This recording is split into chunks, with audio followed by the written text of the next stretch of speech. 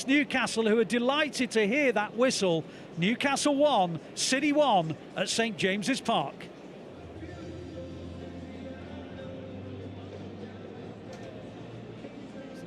Well, let's go back to the studio and we can join Natalie and Shaun. Welcome back to Matchday Live. So it's half-time in the FA Cup fifth round, City taking on Newcastle at St James's. It is 1-1 as it stands, a big 45 minutes of football to go. I am still joined in the studio by Shaun Gota, the perfect man, the striking sensation, the perfect man in the studio right now to talk about that sensational finish from Savinho. They all count. His third goal of the season. Shaun, I'm not sure he knew about it, but he was in the right position. That's the key. Yes.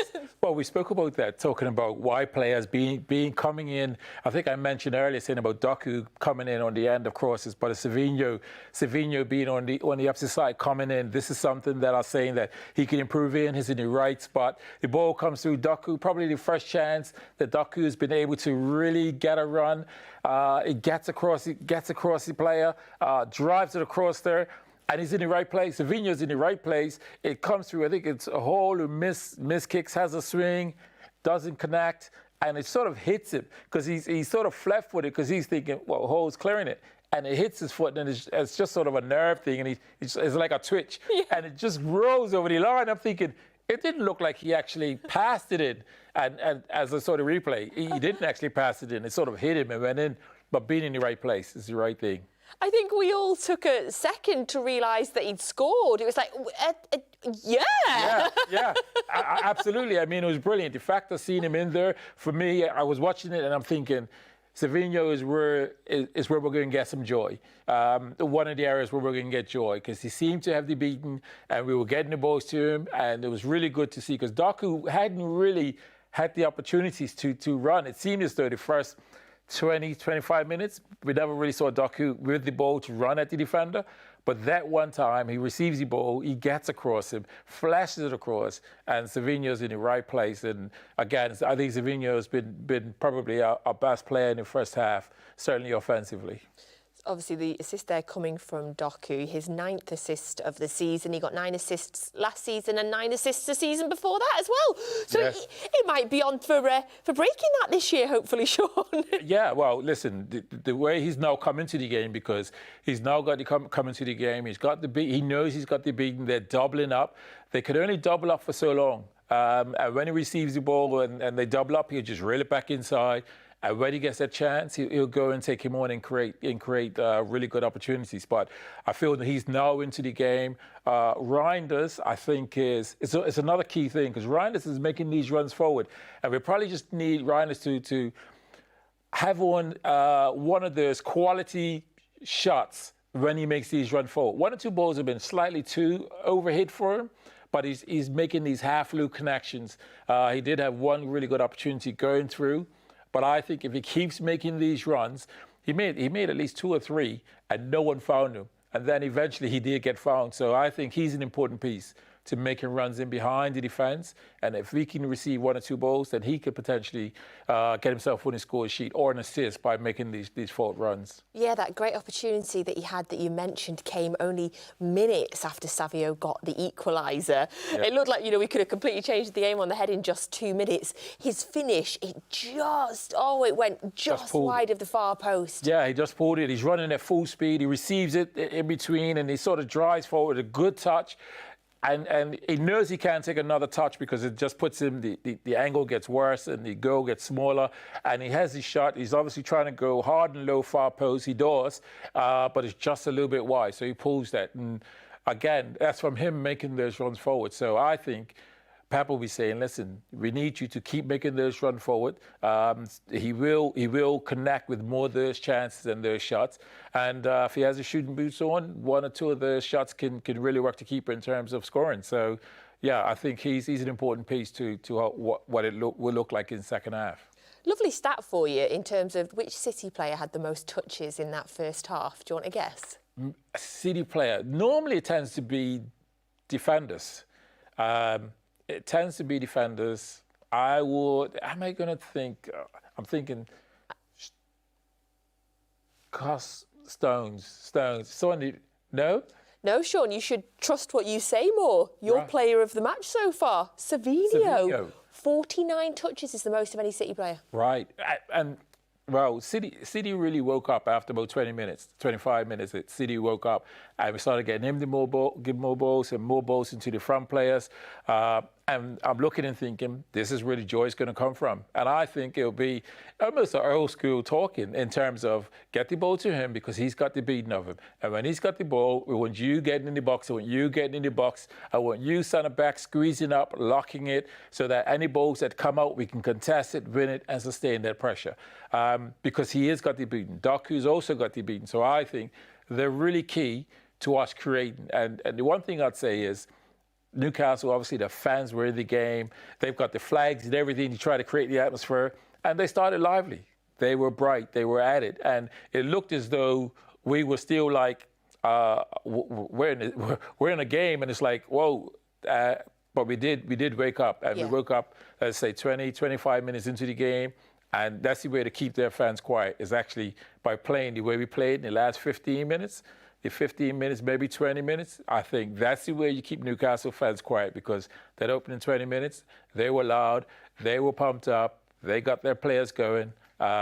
So I think it's more of what we did in the last 15 or 20 minutes to keep their crowd quiet and get more chances. Yeah, I couldn't agree more. And Ali said it in his commentary, you know, perhaps we'll allow them the fact, you know, there was 10 changes and it took maybe 20, 25 minutes for them to get into it. But once they started hitting their rhythm, you could see how the game changed in our favour because completely agree, in that opening 20 minutes, that was all Newcastle. The crowd, the intensity that they were playing at, there was a few mistakes that we made. Oh, there was a great moment that I wanted to mention Nico Gonzalez when he cleared off the line pretty much. Oh, I held my breath in that moment, Shaun, but you know, he did his job there. Well, listen, everybody is actually do a job, and you know Newcastle is having the pressure, and then he's thinking smartly. Let me get myself for the line, and goes and saves it. Brilliant bit of defending. That was when Newcastle had momentum, and I think it's key that you know for City to come out, start the second half strong, and not allow Newcastle to get any sort of momentum. It's almost like, can they go and take the game away from them, get a goal, probably even try to pinch a third, and just kill the game off because they will have City. We will have an adverse period where Newcastle will have momentum. Set pieces, they're doing long throw-ins, they're throwing corners in there. They're a big team. We're a big team. Every player is going to be counted on in terms of having to deal with the corners and defensive stuff. So it still is very interesting for the second half. I think I was probably a little bit disappointed, Shaun, that the half-time whistle went because obviously the game was so much more going in our momentum towards the end of the first half. I almost don't want the opportunity for Newcastle to be able to regroup now. Yeah. You know what? Sometimes I've been in the dressing room. Sometimes you come out and you've had a momentum in the last 15, 20 minutes, again similar to what's happening tonight, and the manager just says, "Don't even sit down. I don't want you to sit down. Yes, wet your mouths, have a bit of drink. I don't want you to sit down because I want you to go and repeat exactly what you've done in that last 15 minutes." And I think, again, there'll be some little cues of, you know, getting the ball to Savinho, getting it to Doku. Can we get Mamouche in the game a little bit more? And Pep may play with that in some way and say, well, look, drag their central defender, come a little deeper. This creates more space for our midfielders to make runs in behind.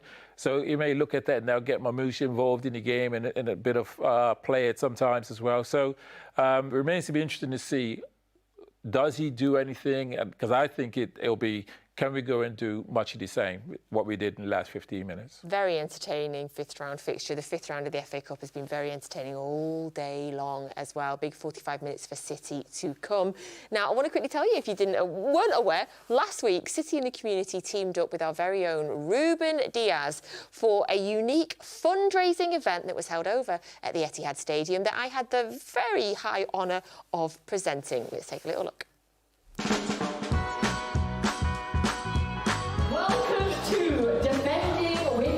It's so lovely to see you all this evening.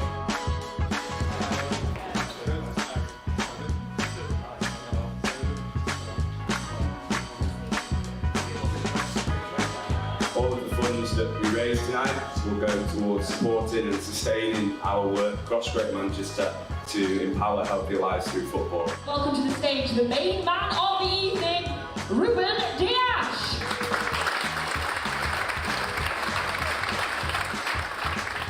This week we had another 30 days off, and on both of those opportunities I stayed here, which is crazy. I didn't go anywhere, I stayed here, I felt good at home. Yeah.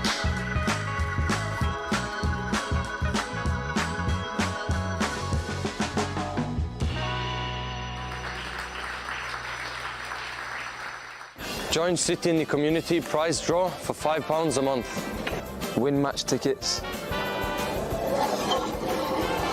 Oh, match tickets? I don't mind that. Matchday experiences. Signed shirts. Right, nice one. Not bad.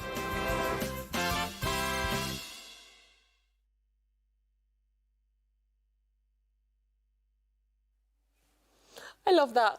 That was brilliant. Erling Haaland says, not bad indeed. And it was a really wonderful night. A big thank you again to Ruben Dias, who gave up his time, gave up his evening to be a part of the Defending with Dias night. And he was fabulous, and it raised lots of money for City in the Community, which, of course, a charity that we are extremely proud of. So not long now until the second half starts. A big 45 minutes. You can see there is St James's, some of the Newcastle subs even out warming up on the pitch. Of course, if there's any changes at half-time, as always, Ali Man will tell you immediately. So, big second half, Shaun. As we were saying, we don't want Newcastle coming back out the traps like they did. We do feel more settled into the game now. Yes. What do you want to see City do straight off the mark here in the second half? Well, straight off the mark, I would say, just looking at even these clips, there's Newcastle out there warming up. There's no City fans, and this is the elite level that City are about. They want all the players to hear the information, because you could have players out warming up, and you could be telling a wide player, "This is how I want you to press. This is how I want you to attack them. This is how we're going to attack or how we're going to defend." And then what happens is, it's a lot of racing around, and one of those players have to come in. And so Pep is one of those that when he gives that information, he wants every player to know. And what happens if a player is coming on, they hear that information, and then we'll go out and warm up. So again, Pep will be saying, look, get the ball to Savinho, get it to Doku, control the game as we've done. I think it may look like when we attack it, and that we've got the centre halves pushing up to try to sustain the pressure. It may look as though it's risky because there's loads of sort of space behind. I think he wants to solidify that. Sometimes he may have an extra player holding so that they don't break as much. But I think it'll just be those one or two tweaks and start at the right tempo. Yeah, absolutely. We're just waiting for the players to come back out now. I love that, the thinking that why our players are not out there, because they're all taking in the information as well. If you do look at our bench, as we mentioned before as well, should Pep want to make any changes? I mean, he has so many options on the bench. I mean, the bench itself is an insane team. So on the bench, we've got Ryan Aït-Nouri, Shirky, Foden, Guéhi, Rodri, Silva, Semenyo, Diaz and Donnarumma, obviously. So whatever Pep sees in the second half that he wants to change, no matter where it is on the pitch, there's a world-class player sitting on the bench ready to take an opportunity, Shaun, and that fills me with an extra layer of confidence. Yes, we were probably 25 minutes in the game, and I remember thinking, Pep has to do something. The momentum was Newcastle. Corners, throw-ins. They were having 2 and 3 and 4 attacks, and I was sitting there thinking, okay, have we really fashioned out a good opportunity? So, you know, from City's point of view, it's a case of starting well, starting as they have done, and keep Newcastle as quiet as they can, and not allowing them to really get any momentum. Match stats are really interesting from the first half as well, Shaun. Although it felt like, obviously, Newcastle was sensational in that opening 20 minutes, and then it started to swing towards City towards the end of the half. We still had 65% possession at St James's Park. Wow. I think that's remarkable. It didn't feel like that. It didn't, did it? No, and that's what made me think, well, he's going to have to do something, because he's not going to want this game to get away from us. He'd want to change it and have an impact and go from there. But it didn't feel that way, like you say, about 20 minutes in. And total touches inside the opposition box, 13 for Newcastle, 38 for City. That makes sense when I think of the last 15 minutes. Yes. Because, again, City keep the ball in those areas, they move it from one side to the other, and they try to fashion out those 1v1s or those overloads out wide to create those chances. So it didn't feel like it, but now when you say that, and I think about certainly that last 20 minutes for City's point of view, we were going and we were attacking and we were creating corners. The first 2 corners wasn't great, but then the next 2 or 3 corners were a lot better. The first corner, Aki gets ahead on it, comes off the defender, should have been another corner. Forget the corners delivery, because I have belief that we could also score chances from corners as well. Thank you, Shaun. I really enjoyed that half-time chat. Thank you so much. Thank you. Big 45 minutes. Come on, City. Confidence, confidence, confidence into the next round, please. 45 minutes to go. We'll be back, and we'll hopefully be joined by Michael Brown at full-time as well. So get your second half commentary on the City app now with Alistair Mann and with Michael Brown. Come on, Blues. Thanks, Natalie. City just about to kick off the second half. That half-time whistle came at the wrong time, really. The Blues absolutely bossing proceedings. They'd equalised, and then Reinders had a golden chance that he put wide of the post. Newcastle were really retreating to the edge of their own area. And I guess, unsurprisingly, it is the same 22 that began the